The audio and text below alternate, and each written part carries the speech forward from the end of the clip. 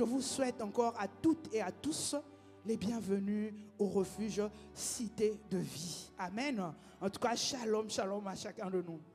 Le dimanche dernier, nous avons commencé à parler de la nécessité de connaître Dieu. La nécessité de mieux connaître Dieu. Et nous avons parlé de quelques situations. Nous avons vu comment il était important pour nous, chrétiens, de connaître Dieu. Que nous ne pouvons rien faire si nous ne connaissons pas Dieu. Nous pouvons être à l'église, nous pouvons venir prier, nous pouvons venir célébrer, nous pouvons venir danser comme on l'a fait tout à l'heure. On peut servir Dieu, mais tant qu'on ne le connaît pas, cela ne sert à rien. Tout ça prend un sens quand on connaît Dieu. Amen. Parce que même notre manière de prier, même notre manière de considérer la parole de Dieu change avec la connaissance de Dieu. Parce que nous connaissons Dieu, la prière ne sera plus un fardeau. Parce que plus tu connais Dieu, bien-aimé, plus tu désires sa présence. Plus tu connais Dieu, plus tu es attiré par Dieu. Donc prier ne sera plus un devoir chrétien qu'il faut le faire. Si je ne le fais pas, il y aura ceci, cela. Non, mais parce que tu as besoin de Dieu, parce que tu es dans la présence de Dieu, parce que tu apprécies la présence de Dieu et tu passes des moments avec Dieu. La prière deviendra véritablement une vie. Quand on entend quelqu'un qui a une vie de prière, c'est une personne qui connaît Dieu. Parce que cette personne valorise la présence de Dieu, connaît la valeur de Dieu. Tu ne peux pas aller plus loin, bien-aimé, si tu ne connais pas Dieu. La connaissance de Dieu, c'est la base, c'est le fondement. Tu peux être dans l'église il y a longtemps, mais si tu n'as jamais connu Dieu, tu ne peux pas tenir. Voilà pourquoi il y en a qui ne tiennent pas. Il y a des vies chrétiennes qui ballottent. Les vies chrétiennes qui sont en dents de scie, qui font des yo-yo. Des fois, ça va. Je suis vraiment zélé, je suis vraiment motivé. Mais parfois, ça ne va pas. Pourquoi? Parce que je n'ai pas de bons fondements. Je n'ai pas de fondements solides. Les fondements solides, bien-aimés, c'est la connaissance de Dieu. Quand tu as rencontré Dieu, quand tu connais Dieu, quand même les gens parlent de Dieu, toi, tu comprends les choses différemment. Tu n'as plus besoin qu'on te pousse, tu n'as plus besoin qu'on te tire, tu n'as plus besoin que quelqu'un soit derrière toi pour prier. Mais toi-même, tu sens que tu as envie d'aller prier. Quand même tu n'as pas prié, quand même tu as passé des journées où tu as été occupé, tu n'as pas pu prendre un véritable temps pour prier. Tu as prié vite fait. Mais tu sens quelque chose de manquer. Tu sens comme s'il y a quelque chose qui ne va pas. Je ne sais pas si ça t'est déjà arrivé. Tu sens que, tu te dis, mais il y a quelque chose qui ne va pas. Mais tu vas bien, tu te dis, mais tout va bien. Mais qu'est-ce qui ne va pas? Tu n'as pas prié. Et c'est là, c'est quand tu connais Dieu. Parce que tu as pris cette habitude. Tu as l'impression, tu ressens le manque de Dieu. Parce que plus tu le connais, plus tu apprends à l'aimer. Est-ce que quelqu'un me suit? Plus tu le connais, plus tu désires passer du temps dans sa présence. Alors quand il n'est pas là, il te manque. Tu as un manque, tu sens un manque. Ça, c'est ceux-là qui ont déjà goûté à la présence de Dieu. Ceux-là qui ont appris à connaître Dieu. De la même manière qu'une personne que tu aimes te manque quand la personne n'est pas là, c'est la même chose. Parce que tu ne peux pas dire aimer Dieu si tu ne le connais pas. Donc la base de tout, c'est connaître Dieu. Aujourd'hui, nous allons parler de comment faire pour véritablement connaître Dieu.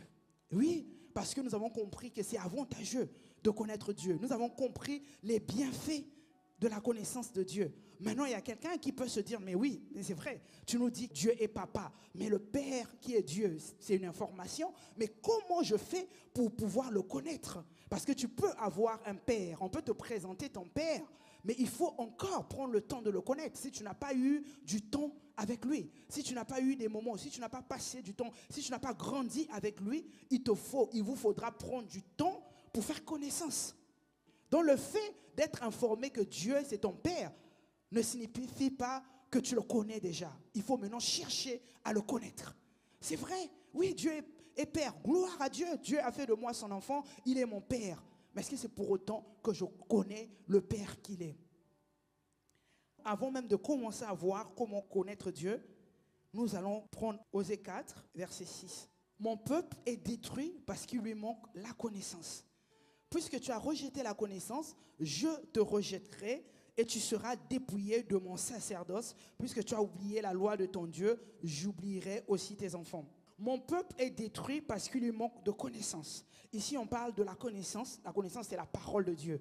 Mais si tu comprends la parole de Dieu, c'est Dieu lui-même. Dieu est dans sa parole. Est-ce que quelqu'un me suit? Dieu est dans sa parole. Quand on parle de ne pas connaître, ne pas avoir la connaissance, ne pas connaître la parole de Dieu, rejeter la parole de Dieu, bien aimé, on parle de rejeter Dieu lui-même. Parce que si tu rejettes la parole d'une personne, c'est que tu rejettes la personne. Est-ce que quelqu'un est en train de me suivre? Si tu considères la personne, tu vas considérer ses paroles. Si une personne te parle et tu ne prends pas en compte ses paroles, si les paroles d'une personne n'ont pas de valeur pour toi, ce que la personne elle-même n'a pas de valeur pour toi. Les paroles d'une personne ont de l'importance quand tu accordes de l'importance à une personne. Une personne te parle, il y a plusieurs personnes qui peuvent te parler, mais quelle parole tu vas retenir? Quelle est la parole que tu vas pratiquer? C'est la parole de la personne en qui tu accordes aussi de la valeur. Si tu n'accordes pas de la valeur, je le répète, tu ne peux pas considérer les paroles d'une personne. Alors quand on parle de rejeter la parole de Dieu, quand on parle de manquer de connaissance, on parle de manquer de connaissance de Dieu. Tu ne connais pas la parole de Dieu, c'est que tu ne connais pas Dieu, parce que Dieu est dans sa parole. Tu ne peux pas connaître Dieu autrement que dans sa parole. Et la Bible dit que tu as rejeté la parole, tu as rejeté la loi de Dieu, mais tu as rejeté Dieu. Tu ne peux pas te faire le tri en disant « j'aime Dieu, mais je n'aime pas sa parole ». Ce n'est pas possible. Tu ne peux pas dire « je respecte mon pasteur, mais ses paroles, je ne les pratique pas ». Il y a un problème. Il te donne un conseil, tu ne suis pas le conseil, mais tu dis « non, mais je l'aime quand même ». Mais non, bien aimé, là il y a contradiction. Quand une personne te donne sa parole, la parole est en fonction de la considération que tu donnes à la personne. Tu dis, c'est pas la parole de papa, c'est la parole de mon Dieu. Je connais Dieu, je le considère. Je vais aussi considérer sa parole. Quelqu'un me suit? Mais aujourd'hui, le constat, c'est que véritablement, comme Dieu est en train de parler dans ce qu'on a lu, c'est que plusieurs ont rejeté Dieu. Eh oui, plusieurs. Tu vas te dire, mais oui, mais ils sont dans les églises, c'est des chrétiens. C'est des chrétiens, plusieurs sont dans les églises. Prie, demande à Dieu. Cherche, entre guillemets, Dieu. Mais au final, nous remarquons que les gens sont plus derrière ce que Dieu fait, derrière ce que Dieu donne.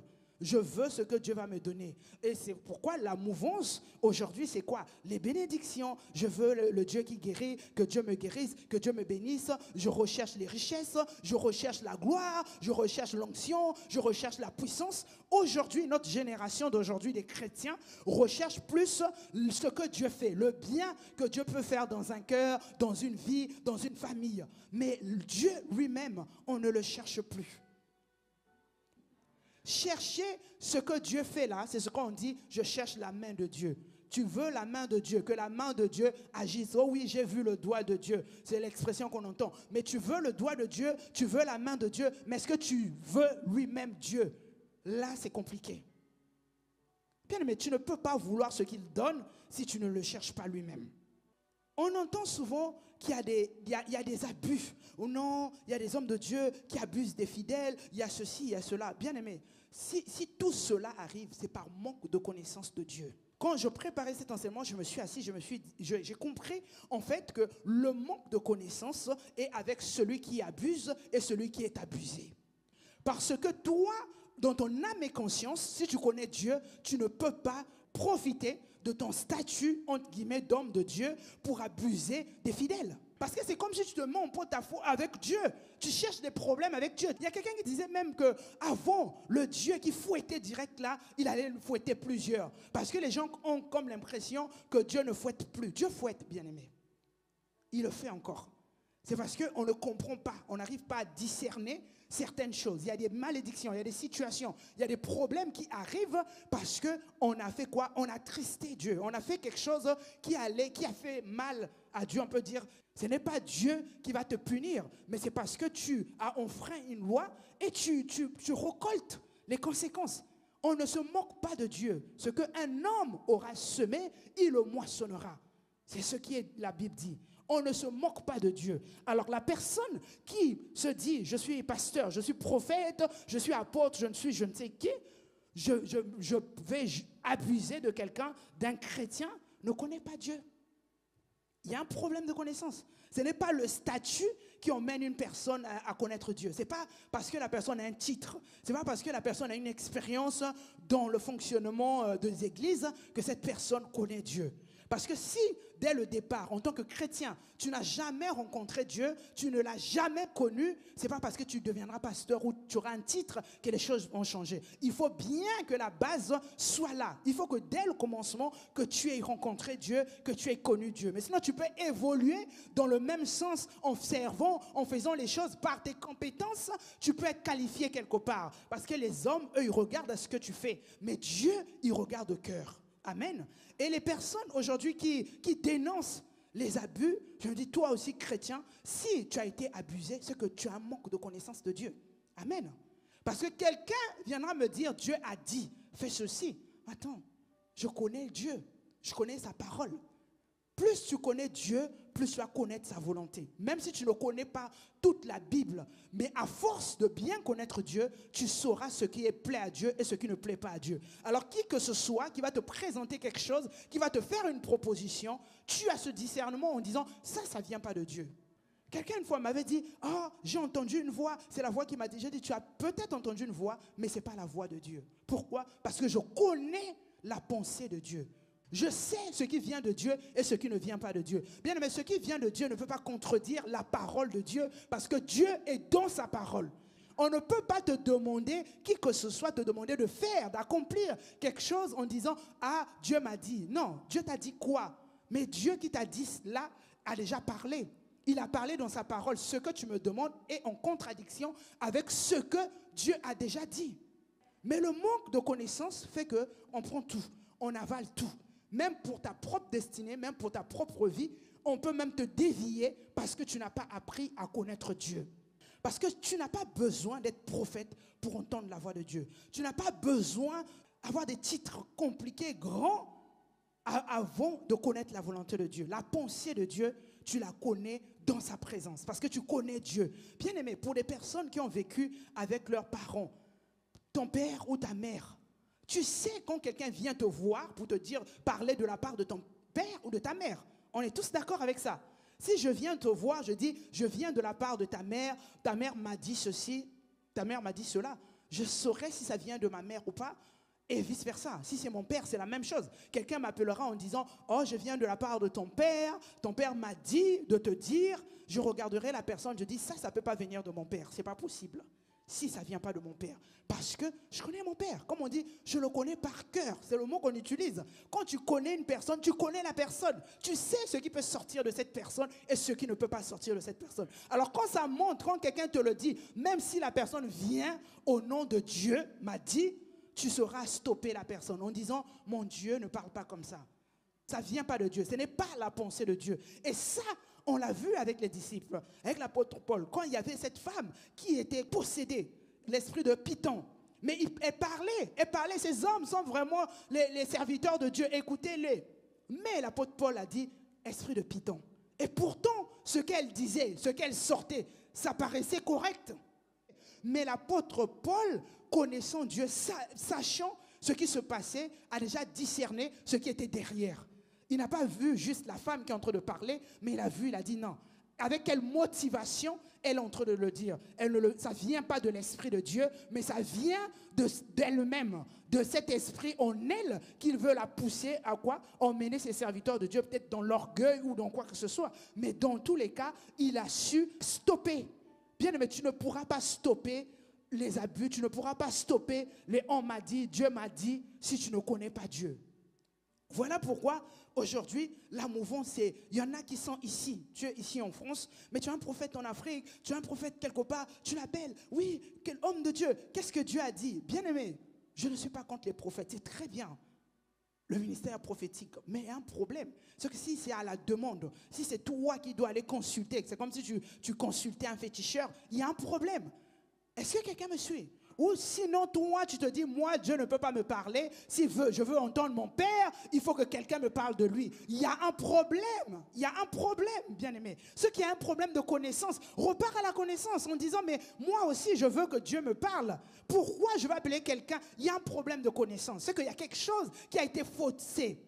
La dépendance vient de la méconnaissance de Dieu. Quand tu dépends de quelqu'un, c'est que tu ne connais pas assez Dieu. Parce que tu te dis que toi-même, tu ne peux pas ce que cette personne. Et donc, on a vu dimanche dernier que Dieu a fait le choix de venir demeurer à l'intérieur de nous. Il a cassé la distance. Il était inaccessible avant. Mais maintenant, il s'est rendu accessible à nous tous, ses enfants, pour que nous soyons capables nous-mêmes de communiquer avec lui, pour qu'il n'y ait plus d'intermédiaires, maintenant que nous puissions parler à Dieu et que lui aussi il nous parle. Aujourd'hui, les hommes, les chrétiens, ils ne sont plus attachés à Dieu, ils ne veulent plus s'attacher à Dieu. La plupart des chrétiens s'attachent maintenant à leur église, à leur système, à leur dénomination. Moi je suis de ceci, moi je suis de cela, mon pasteur c'est X, mon apôtre c'est un tel, mon prophète, bien aimé, toutes ces choses-là, c'est bien. Tu as un prophète, tu as une église, tu as ceci, cela. Mais où est ta relation avec Dieu? Qu'est-ce que tu sais de Dieu? Est-ce que tu es attaché à Dieu ou à la personne? Parce que tu finiras par comprendre que nous tous là, nous sommes de passage sur la terre. Mais c'est Dieu seul et éternel. Si tu n'as pas appris à être véritablement attaché à Dieu, bien-aimé, il y a un moment donné, tu finiras par te perdre. Parce qu'un être humain reste un être humain. Il faut chercher Dieu, chercher à s'attacher à Dieu, chercher à connaître Dieu. C'est important, c'est capital. Nous allons lire dans Ésaïe 29, au verset 13. Le Seigneur dit, « Quand ce peuple s'approche de moi, il m'honore de la bouche et des lèvres, mais son cœur est éloigné de moi, et la crainte qu'il a de moi n'est qu'un précepte de tradition humaine. » Cette version dit, ce que les hommes, la crainte qu'ils ont, c'est selon les enseignements des hommes. Ce que les hommes leur ont enseigné. En fait, les hommes restent dans la tradition humaine. Oui, chrétiens, mais les chrétiens restent dans la tradition. Un chrétien qui ne connaît pas Dieu est dans une tradition, a adhéré à un fonctionnement, une manière de fonctionner d'une église. En se disant, je suis chrétien, un chrétien doit prier, toi aussi tu pries. Tu es chrétien, un chrétien doit jeûner, tu jeûnes. Un chrétien doit servir Dieu, tu sers Dieu. En fait, tu n'as pas eu ta rencontre personnelle avec Dieu, tu n'as jamais connu la véritable conversion, mais tu es dans une adhésion. J'adhère à une manière de faire. Je suis un mouvement. On m'a dit que quand on est chrétien, on doit faire ceci. Et tu verras la personne évoluer dans ce sens-là. Dans une adhésion, la personne est fidèle dans son adhésion. J'ai adhéré à un mouvement chrétien. Hier, on disait encore que non, les autres, c'est des religieux. Nous, non, bien aimé, même la religion est arrivée dans l'église évangélique. Il y a des personnes que j'ai rencontrées, moi, la personne a véritablement le corps malade. Mais comme on l'a appris dans son église que tu ne peux pas prier et être guéri tant que tu n'as pas fait dresser la table, la Sainte Seine. La personne va d'abord aller chercher à dresser la table. Tant qu'elle n'a pas dressé la table, elle pense qu'avec sa parole, elle ne peut pas être guérie. C'est un fonctionnement, quoi? C'est quoi? C'est un précepte de tradition humaine. Ça reste la tradition humaine. Oui, on t'a appris ça. Oui, c'est un enseignement puissant. Mais cela ne veut pas dire que ça annule tout. Tu ne peux que faire ça. Tu dois passer par uniquement ça pour être guéri. Et la parole de Dieu. Et ce que Dieu a dit dans sa parole. C'est là où Dieu dit que ce peuple-là vient à moi. Mais ils viennent comment? Par leur bouche et par leurs lèvres. Mais le cœur est éloigné de moi. Tout ce qu'ils font, c'est leur tradition humaine. Ils sont rentrés dans la tradition, ils sont rentrés dans la manière de fonctionner humaine. Ils ont adhéré à un système humain, mais ils n'ont pas donné leur cœur à moi. Ce n'est pas moi qui les intéresse. Leur cœur est éloigné de moi. Mais ils ont leur pratique, ils le font, ils se sentent bien dedans. Tant que je suis bien à l'église, tout va bien. Et voilà, vous verrez des chrétiens qui ont 36 000 vies. Ils ont tellement de vies. À l'église, j'ai une vie. Au travail, j'ai une vie. J'ai un autre monde où j'ai une autre vie. Donc à l'église, je suis là, shalom, tout va bien et tout. Je vis en chrétien. Tout ce qu'on attend de moi, je le fais. Ça, c'est à l'église. Et quand je suis dehors, je suis une autre personne. C'est comme un caméléon qui change de couleur. Et ailleurs, en dehors de l'église, c'est moi qui suis le grand calomniateur, c'est toi qui es là dans les situations compliquées, c'est toi qu'on voit qui se met en colère, c'est toi qui insulte, c'est toi qui mens, c'est toi qui es dans la fornication, tu es dans l'adultère, tu es dans tout ce que Dieu ne veut pas. Mais à l'église, tout va bien, tu sers Dieu, tout va bien. Tout ça, c'est un manque de connaissance de Dieu. Parce que, comme là, la Bible dit que tu le fais par tradition humaine. Ce que les hommes ont dit t'intéresse parce que tu veux te cacher des hommes. Mais quand tu connais Dieu, tu sais que tu ne peux pas te cacher de Dieu. On est d'accord avec ça? Tu sais que je peux me cacher des hommes. Les hommes, je veux leur donner ma meilleure version. Mais Dieu qui voit tes versions cachées là, bien-aimé, est-ce que tu penses à lui? Est-ce que tu sais que lui, il voit? Tu es applaudi, tu es admiré par les personnes à l'église parce que tu leur donnes une version. Mais la version que tu caches est connue de Dieu, bien-aimé. La version que tu caches, Dieu la connaît, Dieu la voit. C'est là où tu réalises qu'il y a un manque de connaissance. Tu ne peux pas, bien-aimé, tu ne peux pas jouer à ce jeu-là quand tu sais, quand tu connais Dieu. Tu ne peux pas.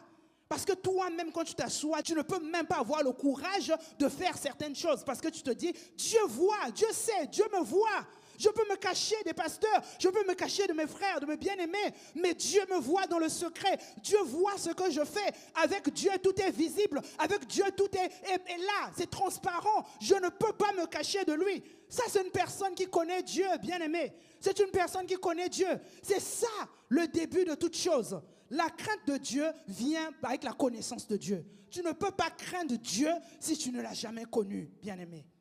Même si on te dit crains Dieu, mais tu ne pourras pas, tu ne peux pas le faire. Tu ne peux même pas t'attacher à Dieu si tu ne l'as jamais connu, bien-aimé.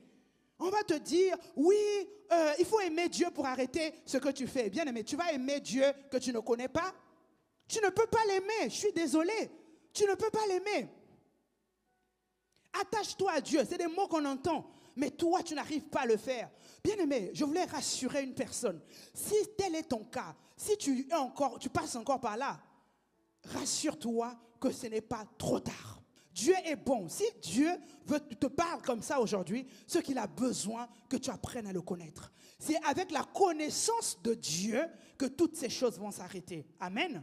Est-ce que tu sais qu'il y a des choses que tu n'arrives pas, dont tu luttes aujourd'hui, que tu n'arrives pas à arrêter, simplement parce que tu n'es pas attaché à Dieu, simplement parce que tu n'aimes pas Dieu. Et toutes ces choses, tout l'amour pour Dieu, l'attachement à Dieu, vient avec la connaissance de Dieu. Quand tu vas apprendre à connaître Dieu, bien aimé, naturellement, tu vas t'attacher à lui. Naturellement, tu vas apprendre à l'aimer. Et quand tu vas aimer Dieu, il y a des choses qui vont tomber tout seul. Il y a des choses, je me rappelle encore du chant que le Seigneur avait inspiré à notre pasteur, qu'on disait « Par amour pour toi, j'abandonne tout ». Bien aimé, on entend le chant, on se dit « Par amour pour toi, j'abandonne tout ». Mais ce n'est pas le chanter, ce n'est pas le dire, ce n'est pas le faire. Mais le problème, l'amour vient comment? L'amour pour toi, pour l'amour pour Dieu, viendra comment? Si tu ne connais pas Dieu, si tu n'as jamais pris le temps de connaître Dieu, tu ne peux pas l'aimer, bien aimé. On ne peut pas aimer une personne qu'on n'a jamais vue. Aujourd'hui, les gens parlent des relations à distance. Ils ne se sont jamais vus, mais ils disent qu'ils s'aiment. Je ne sais pas, ça c'est quel amour? Comment vous connaissez pas et vous aimez? C'est compliqué, bien aimé. Il y a un moment donné, il faut vous décider à vous rencontrer, à faire connaissance. Peut-être ils ont fait connaissance à distance, c'est possible. Mais déjà, tu ne peux pas dire aimer une personne que tu ne connais pas. Amen. Parce que aimer même, c'est une décision. C'est une décision. Tu dois décider de dire je vais aimer la personne. Mais une personne que tu ne connais pas, tu vas te décider sur la base de quoi? Il te faut quelque chose qui t'emmène à dire je décide d'aimer la personne. Il y a quelque chose qui va te retenir. Il y a quelque chose qui va t'attirer. Il y a quelque chose qui va t'emmener à dire je l'aime. Parce que quand tu es dans la présence de Dieu, bien aimé, tu découvres Dieu. Quand tu es dans la présence de Dieu, tellement tu découvres qui est Dieu, tu apprends à mieux le connaître, tu peux facilement l'aimer. Tellement ce qu'il est va t'emmener à l'aimer. Toi aussi, tu pourras maintenant chanter librement, avec joie, sans mauvaise conscience, que par amour pour toi, j'abandonne tout. Bien aimé, chanter c'est bien, mais réfléchis. Réfléchis. Est-ce que tu aimes Dieu? Est-ce que tu connais Dieu? C'est ça. Donc ce n'est pas trop tard. Apprends juste à aimer Dieu. Décide d'aimer Dieu. Et tu verras que les choses vont véritablement changer. Parce que ce qui intéresse Dieu, bien-aimé, c'est ton cœur. Ce qui plaît à Dieu, à notre Dieu, c'est toi. Il dit, son cœur est éloigné de moi. Il m'honore des lèvres. Dieu n'a pas besoin qu'on l'honore des lèvres seulement. Mais il faut que ton cœur soit en lien avec ta bouche. Il faut que ça soit en phase. Mais si tu es en train de dire, je l'aime, vraiment pour lui, tu parles. ce sont les hommes que tu impressionnes, mais tu n'impressionnes pas Dieu. Tu vas impressionner Dieu quand ton cœur sera véritablement en phase avec ce que tu es en train de dire. Et si tu travailles encore à impressionner les hommes, c'est que tu ne connais pas Dieu. Parce que Dieu, c'est lui qui te voit dans le secret. Amen. Alors, on va maintenant parler de véritablement comment connaître Dieu. Comment connaître de manière concrète, comment. On a vu ce que c'est ne pas connaître Dieu. On a vu les conséquences qui sont derrière quand tu ne connais pas Dieu. On a vu tout ça. Tu t'essouffles. Tu fais des choses à un moment donné. Toi-même, tu t'assois, tu fais le bilan. Tu te dis, mais oh, ok, j'ai fait tout ça. Et après, qu'est-ce que ça m'a donné? C'est quoi le résultat? C'est quoi le fruit? En fait, c'est quoi la plus-value? Parce qu'il y a plusieurs qui ont couru pour Dieu, qui ont fait des choses pour Dieu, qui ont mouillé le maillot pour Dieu, qui ont fait des actions pour Dieu. Mais à un moment donné, ils s'asseyent, ils se disent, mais tout ça, et c'est ça à la fin. Quand les comptes te seront demandés, ce n'est pas parce que tu as fait trop de choses, hein, mais est-ce que tu as connu Dieu? Est-ce que tu as été vrai avec Dieu? C'est ça le plus important. Être vrai avec Dieu. Donc la première étape, déjà, je dirais, il faut croire en l'existence de Dieu. Parce qu'il y en a qui sont maintenant dans les églises, Dieu est devenu comme un mythe. C'est vrai, on me parle de Dieu, mais est-ce que j'ai conscience que Dieu est réel? Oui, un Dieu invisible, mais réel. Quelqu'un me dit, mais oui, mais qui ne sait pas que Dieu existe? Oui, il y a des personnes. Si quelqu'un va voir une autre personne pour qu'on prie pour elle, il y a quelque part, la personne se dit, bon, peut-être c'est toi qui vois Dieu, que Dieu écoute, va parler à Dieu. Parce que ce Dieu-là, pour moi, je ne sais pas si... Il y a des personnes qui cherchent à toucher en disant, mais il est où? Depuis que j'ai commencé à parler, depuis que j'ai commencé à prier, depuis que j'ai commencé à pleurer, depuis. Donc, quand il y a des situations, on remet même en question l'existence de Dieu. Parce que je passe par le feu, où est Dieu? S'il était là, il n'aurait pas permis ça. S'il était là, il n'y avait pas eu ceci. Pourquoi Dieu a fait ça? Ce qui n'est pas là, quelque part. Parce qu'avec, j'allais dire, par respect, certains chrétiens n'osent pas dire, mais il n'est pas là, finalement. Mais quand tu les entends, les plaintes, la manière de réagir quand il y a une situation, les gens remettent en question l'existence de Dieu. Ils se disent, mais oui, mais s'il était là, pourquoi il y a eu ceci dans ma famille? S'il était là, pourquoi il y a eu telle situation? Mais Dieu était où quand ça se passait? Il sait tout, il voit tout. Mais pourquoi il n'a pas empêché? Bien-aimé, c'est pas parce que tu passes par un moment difficile, parce que tu passes par le feu. C'est pas parce que tu traverses la tempête que tu vas remettre en question l'existence de Dieu. Non, Dieu est là. Cherche à le connaître, tu comprendras peut-être pourquoi tout ça. Amen. Tu comprendras parce que tu apprendras à savoir comment il réagit, comment il fonctionne. Et tu sauras que des fois, tout ce que tu mets sur son dos, ce n'est pas lui. Il y a des situations voulues par toi-même. Tu as fait des mauvais choix, tu as eu des conséquences, tu vas encore dire pourquoi Dieu me met dans les épreuves. Ce n'est pas Dieu qui te met dans les épreuves. Tu as fait des choix, tu as commis des erreurs. Alors quand les conséquences arrivent, ne mets pas ça sous le dos de Dieu. Dieu a fait quoi? Il n'a rien fait. On ne se moque pas de Dieu. Ce qu'un homme aura semé, il le moissonnera. Cette loi, c'est une loi divine qui fonctionne avec tout. Ce qu'un homme aura semé, il va le moissonner. Alors une personne qui met tout sous couvert de Dieu m'inflige ceci, Dieu m'inflige cela. Bien-aimé, c'est une erreur. C'est un manque de connaissance de Dieu. Parce qu'il y a des situations où il n'est pas là. Oui, il y a des situations où c'est des tests. Mais il faut d'abord prendre le temps de t'asseoir, de voir, de vous consulter Dieu, de voir réellement que tu n'as rien fait dans l'histoire, tu n'as rien fait dans l'affaire, pour savoir si c'est un test de Dieu. Parce que tout n'est pas test de Dieu, bien-aimé. Tout n'est pas épreuve de Dieu. Tout n'est pas ça. Il y en a, c'est des conséquences de nos péchés. Amen. Alors c'est quand on connaît Dieu qu'on sait discerner les épreuves, on sait discerner les temps, on sait discerner les situations. Parce qu'on connaît Dieu, bien-aimé. Il y a des situations, même quand tu ne comprends pas, tu n'oses pas. Parce que tu connais tellement Dieu. Tu as mal, tu pleures, tu es mal. Mais tu n'oses pas ouvrir ta bouche pour remettre en question l'existence de Dieu. Ou pour mettre la faute sur Dieu. Non, parce que ce n'est pas du tout Dieu. Est-ce que quelqu'un me suit? Nous allons lire dans Hébreux 11, verset 6. Or, sans la foi, il est impossible de lui être agréable. Car il faut que celui qui s'approche de Dieu croit que Dieu existe et qu'il est le rémunérateur de ceux qui le cherchent. Amen. La première étape avant de connaître Dieu, déjà tu crois que Dieu existe. Parce qu'il dit, sans la foi, il est impossible de lui être agréable. Et quand tu crois que Dieu existe, quand tu crois en cela, il faut aussi accepter que quoi? Il rémunère ceux qui le cherchent. C'est-à-dire, il répond à ceux qui le cherchent. Vous me chercherez et vous me trouverez si vous me cherchez de tout votre cœur. Dieu rémunère ces personnes. Dieu se fait trouver par celui qui le cherche. Alors tu crois que Dieu existe, maintenant commence à le chercher. Toi, tu es venu à l'église, tu fais comme tu as l'habitude de faire. Est-ce que tu as déjà pris le temps de dire, je vais chercher Dieu? Je me rappelle, il y a une génération de chrétiens où toute la personne a perdu des kilos. Je dis, mais qu'est-ce qu'il y a? Je cherche Dieu. Il y avait des assoiffés de Dieu. Il y avait des personnes qui avaient compris que sans lui, je ne suis rien. Je ne cherche pas ce que sa main donne, mais j'ai besoin de lui. J'ai besoin de... Tu entendras dire, je cherche la face de Dieu. Bien, mais cela ne veut pas dire que ce n'est pas un chrétien que Dieu ne vit pas en lui. Si, Dieu vit en lui, Dieu vit en elle. Mais la personne a compris que je n'ai pas du tout une connaissance de Dieu. J'ai une information, j'ai entendu parler de lui, je fonctionne selon une adhésion humaine de la vie chrétienne, mais je n'ai jamais eu la rencontre véritable avec Dieu. Parce que le chercher là, c'est dans le but de le rencontrer. Ce n'est pas chercher pour chercher. Parce qu'il y en a qui ont commencé à chercher aussi des années, ils n'ont jamais trouvé. Mais Dieu t'a donné le secret dans Jérémie 29, 13. Il a dit, tu veux me trouver, cherche-moi de tout ton cœur.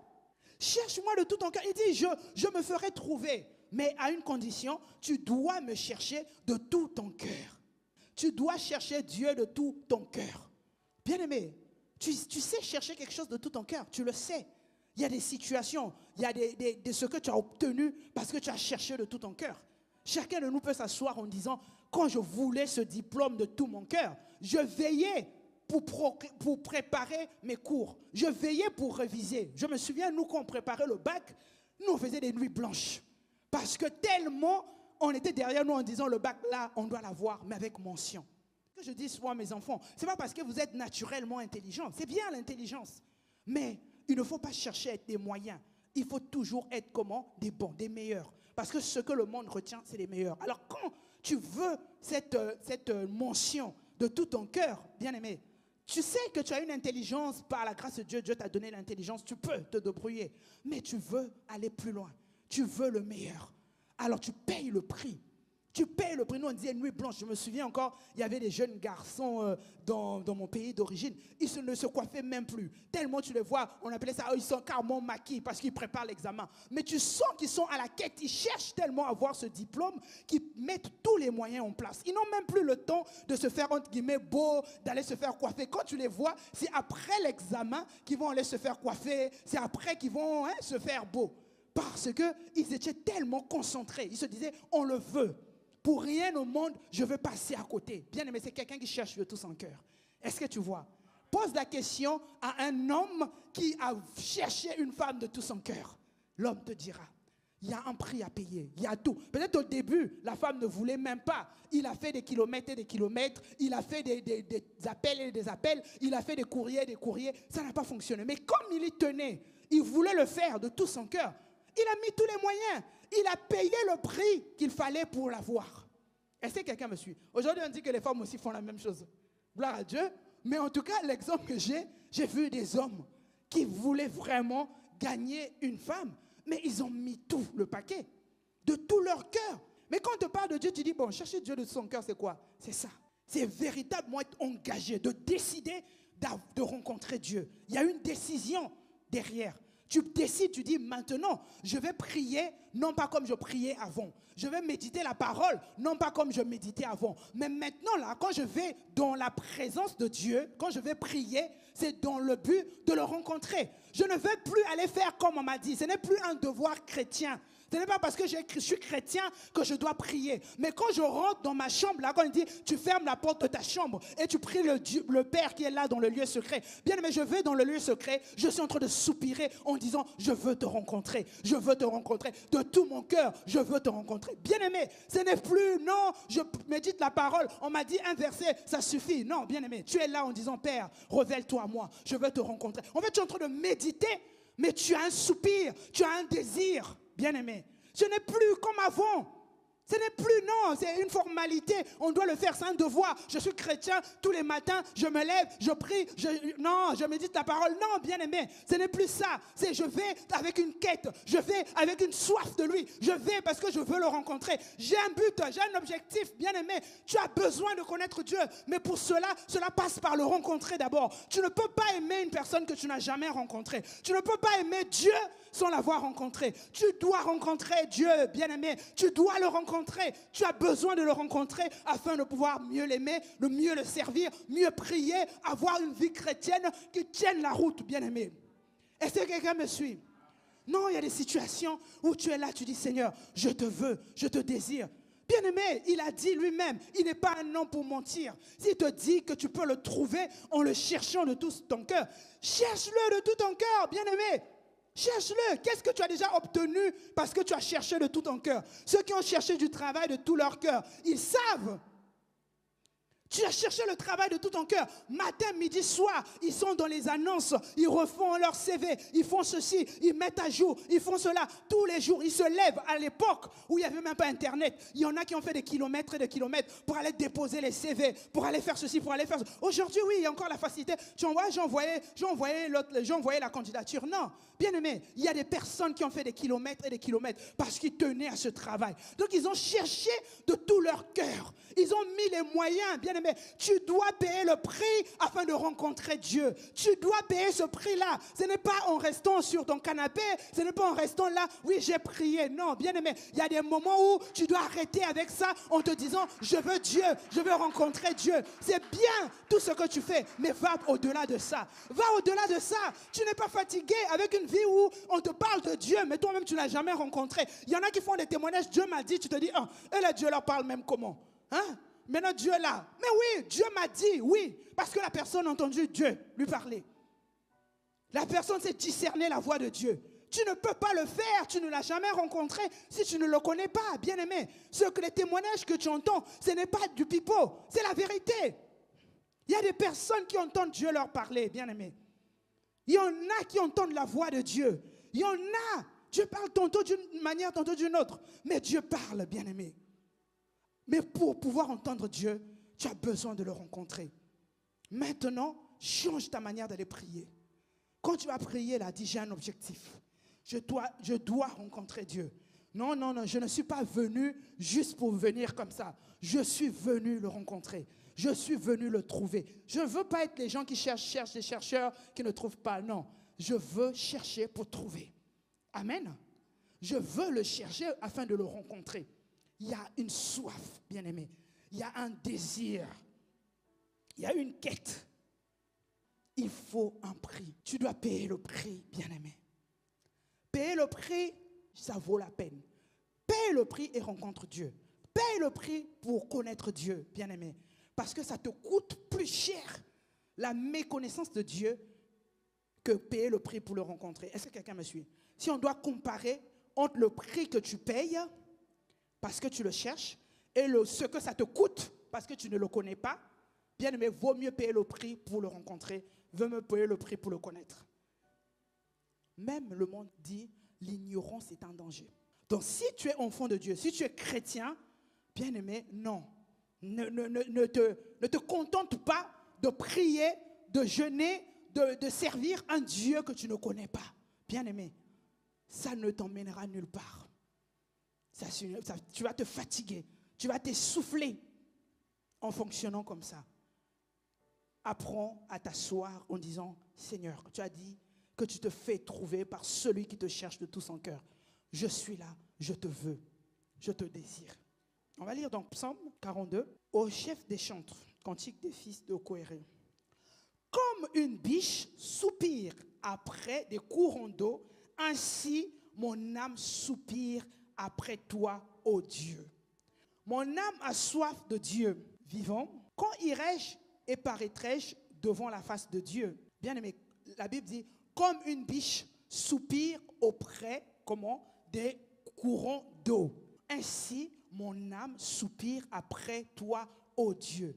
Bien aimé, si tu ne sais pas comment une biche soupire après des courants d'eau, va regarder sur Internet. Une biche va chercher de courant d'eau en courant d'eau. En fait, la biche ne vit que de ça. Donc, quand c'est l'été, quand il y a la sécheresse, la biche est mal parce qu'il recherche là où il y a des courants d'eau. En fait, il y a une soif de ces courants d'eau en disant, c'est vital pour moi, c'est important pour moi. Et là, mon âme a soif de Dieu. C'est la même chose. En fait, on fait la comparaison. C'est comme ça que tu dois désirer Dieu, bien-aimé. Quand on parle de chercher Dieu de tout son cœur, ce n'est pas juste, bon, j'ai mangé, j'ai bu, merci Seigneur de m'avoir gardé. Amen. Non, bien-aimé, il y a un soupir, il y a un désir, il y a une soif que tu dois développer.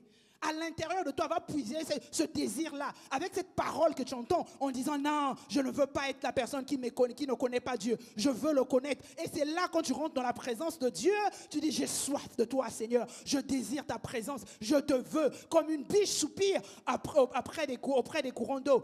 Moi, je soupire après toi. Mon âme a soif de toi. J'ai besoin de toi. Je sais que sans toi, je ne suis rien. Sans toi, je ne peux rien. Je suis venu de toi. Je suis sorti de toi. Telle une ressource ne peut pas vivre loin, détachée de sa source. Moi aussi, je ne peux pas vivre loin de Dieu. Dieu, c'est tout. Bien-aimé, quand tu apprends à demeurer dans la présence de Dieu, quand tu as rencontré Dieu, tu verras même le manque, le vide que tu ressens à l'intérieur de toi comblé. Tu as peut-être manqué de l'amour, comme les gens disent, j'en ai pas reçu. Oui, tu n'as pas reçu, mais Dieu te comblera de tant d'amour dans sa présence que tu verras que le vide émotionnel va être rempli. Cet amour tant recherché chez les hommes, parce que les hommes, ils ne donnent que ce qu'ils le peuvent donner. Ils n'ont pas eux-mêmes assez pour pouvoir te combler. Mais Dieu, il en a tellement. Il a tellement d'amour. La Bible dit même que Dieu est amour. C'est sa nature. Alors l'amour que tu recherches, bien-aimé, va trouver dans la présence de Dieu. Tu seras comblé d'un amour où tu ne comprendras pas. Quand tu te sens seul, bien-aimé, aujourd'hui, c'est parce que tu n'as pas encore rencontré Dieu. Le jour où tu rencontres Dieu, tu verras celui qui dit, je ne t'abandonnerai point, je ne te délaisserai point. Je suis avec toi. Tu le sentiras avec toi. Tu le verras avec toi. Il va te combler, il va te couvrir, il va prendre soin de toi. Et avec Dieu, c'est que les choses sont spirituelles. Quand je dis spirituel, bien aimé, le quotidien ne sera peut-être pas facile. Ne pense pas que quand je dis ça là, c'est facile. Je dis bon, je vais prier, je vais aimer. Non, tu sens une lutte. Il y a une lutte, il y a une contradiction. Tu sens comme un combat, mais c'est le combat qu'il faut gagner, bien aimé. Est-ce que quelqu'un me suit? C'est le combat que tu dois gagner. Au lieu de chercher les combats spirituels, les démons, les esprits, le vrai combat que tu dois gagner, bien aimé, c'est ce combat-là. Parce que quand tu rencontres Dieu, même le démon, même les esprits mauvais ne pourront plus te toucher. Personne ne peut toucher une personne qui est dans la présence de Dieu. Personne ne peut avoir accès à toi quand ta vie est cachée en Christ. Quand tu es près de Dieu, même la Bible dit que si Dieu est pour nous, qui sera contre nous? Bien-aimé, qui va te faire du mal si tu es dans la présence de Dieu? Dans les combats, tu t'essouffles spirituellement à aller combattre certaines choses. Bien-aimé, je t'exhorte, combat le combat contre toi-même. Cette chose-là qui te dit tu n'as pas envie, tu as sommeil, tu es fatigué, tu ne peux pas, combat ça. Quand tu gagneras ça, tu rencontreras Dieu. Tu auras résolu beaucoup de problèmes. S'il ne peut pas dire tous tes problèmes. Au lieu de chercher la main de Dieu, cherche Dieu. En Dieu, il y a tout. Il n'y a pas que ce qu'il donne, mais ce qu'il donne sera à toi parce que ça sera à disposition. Et pour préciser, que le plus important, tu vas rencontrer Dieu. Dieu se fait trouver. Gloire à Dieu, tu as cherché. Mais encore, pour mieux le connaître, maintenant, il faut demeurer dans sa présence. Demeure dans sa présence. Voilà pourquoi je disais, s'il y a quelque chose que tu dois gagner, c'est ça. Parce que tu peux avoir un engouement, une motivation temporaire de Dieu. Donc tu as soif, on sent que ouais, ces jours-ci je jeûne, je prie, je fais ça. Gloire à Dieu. Mais ça ne suffit pas, bien-aimé. Tu l'as rencontré, tu as bien fait. Mais tu ne peux pas connaître une personne parce que tu l'as rencontrée une fois. On est d'accord? Première fois, tu es dans l'admiration, tu vois la personne, waouh, c'est bien et tout. Mais connaître une personne, c'est passer du temps avec la personne. Donc tu dois demeurer dans la présence de Dieu. Tu dois demeurer. Tu as soupiré pour le rencontrer. Tu l'as rencontré. Gloire à Dieu. Mais n'oublie pas que tu dois maintenant demeurer dans sa présence. Parce que c'est dans sa présence que tu apprendras à mieux le connaître. Parce que là, nous sommes en train de parler de la véritable connaissance. Ce n'est pas ce que tu sais de manière superficielle, mais dans la profondeur, dans l'intimité. Tu ne peux pas rentrer dans l'intimité d'une personne quand tu rencontres la personne une fois et ça suffit. 2 fois, ça suffit. Non, parce que tu demeures avec la personne. Parce que tu côtoies la personne tout le temps. Parce que tu as l'habitude de passer du temps avec cette personne. Comment? En parlant avec la personne, en écoutant la personne, en observant la personne. Tu contemples Dieu. Tu es là. Comment tu vas parler avec Dieu? Mais par la prière. Mais ta prière, ce n'est plus, comme j'ai dit, un devoir chrétien. Mais tu es là parce que tu sais que je communique avec papa. Et quand tu médites la parole de Dieu, tu as cette conviction que c'est Dieu qui me parle. Donc je l'écoute. Tu es en mode conversation. Ce n'est plus un dialogue d'une personne, mais vous entendez, vous comprenez. C'est un échange. Un échange. Tu pries, tu médites la parole. Tu pries, tu parles à Dieu et tu médites la parole parce que Dieu te parle. Et tu es là. Tu passes du temps. Tu apprécies sa présence. Ce que j'aime avec Dieu, plus tu t'approches de lui, plus tu le connais, plus tu le désires. Plus tu vas le connaître, plus tu auras envie de rester dans sa présence. Dès qu'il te montre seulement un pont, parce que notre Dieu, c'est le Dieu de dimension. Tu ne vas pas connaître Dieu en totalité, en tout, mais dimension par dimension, étape par étape, degré par degré. Selon quoi? Ta foi, ton désir et tes attentes. Il y a des personnes qui sont dans la présence de Dieu, ils sont en train de chercher le Yahvé Shalom, le Dieu de paix. Quand tu le rencontres, il met la paix dans ton cœur. Il y a quelqu'un d'autre là-bas qui cherche Yahvé Jireh, le Dieu qui pourvoit. Il va rencontrer Dieu. C'est selon la pensée. Qu'est-ce que tu attends de Dieu? C'est là où il va te montrer sa face, entre guillemets, dans ce sens, dans cette dimension-là. Il va te montrer sa face en tant que le Dieu qui met la paix. Et tu auras la paix, bien-aimé. Et si tu le cherches selon ta quête, après si tu dis je veux tout là, tu veux tout. Mais Dieu est un Dieu de dimension. On va étape par étape. Tu ne peux pas connaître Dieu en une journée, en un instant, en une saison. Mais tu connais et tu apprends à le connaître davantage. C'est comme ça. On ne s'arrête pas. Tous les jours, tu cherches Dieu. Même les hommes de Dieu que tu vois, toi, tu te dis, oh, lui, peut-être qu'il a trouvé Dieu déjà, il dort avec Dieu, c'est fini. Non. Ils ont toujours cette quête. Ils sont toujours... Parce qu'une chose avec le spirituel, c'est que ce n'est pas quelque chose que tu maintiens comme dans un frigo. Non. Ce n'est pas comme si moi j'ai déjà rencontré Dieu, moi je parle avec Dieu, pour moi c'est terminé, je ne cherche plus. Non, bien-aimé. Tu dois chercher continuellement. Ça c'est jusqu'à la fin de nos jours ici. Demeurer dans la présence de Dieu, ce n'est pas un jour, c'est tout le temps. Parce que c'est dans cette présence que tu reçois la vie. Dans cette présence, pour ceux que tu veux opérer au nom de Dieu, c'est dans cette présence que tu reçois la force, la capacité, tout. Ta santé, tout, ta famille, les réponses aux questions que tu as, c'est là-bas. C'est dans la présence de Dieu que tu retires la sagesse de Dieu. C'est dans la présence de Dieu que les mauvaises choses tombent. Tout ce qui était caractère ou dont tu combats. Bien aimé, quand tu es dans sa présence, oh, bien-aimé, dans la présence de Dieu, ces choses-là changent. Il est lumière. Là où il y avait les ténèbres, tu es éclairé, tu ne peux plus demeurer dans les ténèbres. Là où c'était compliqué pour toi, là où tu étais compliqué, tu n'arrivais pas à arrêter un péché quelconque, bien-aimé. Quand tu es dans ta présence, Dieu il se dilue en toi. Tu fusionnes avec Dieu. Donc les mauvaises choses-là, naturellement, tombent tout seules. Tu ne peux pas rentrer dans la présence de Dieu et demeurer la même personne. On a vu avec Moïse, on a vu quand il a rencontré Dieu, il est revenu, son visage rayonnait, bien aimé, visage rayonnait. Les gens ont vu ça avec les yeux physiques. Si je peux te dire, ne te prive pas de cette présence. C'est la présence de Dieu. Quand tu vois une personne qui était là fatiguée et compliquée, mais la personne a développé la présence de Dieu, tu dis, mais comment tu fais? Nous tous, on a les mêmes challenges. Mais tu gagnes combien? On a le même salaire peut-être, mais on a les mêmes défis. Mais comment tu fais? Bien-aimé, ce que je fais, c'est dans la présence de Dieu. C'est la présence de Dieu qui me fortifie. C'est la présence de Dieu qui me relève. C'est la présence de Dieu qui me rassure. C'est la présence de Dieu, bien-aimé, qui te fait lever tous les jours. Il faut désirer cette présence, mais surtout demeurer dans la présence de Dieu. On peut acclamer Dieu pour sa parole.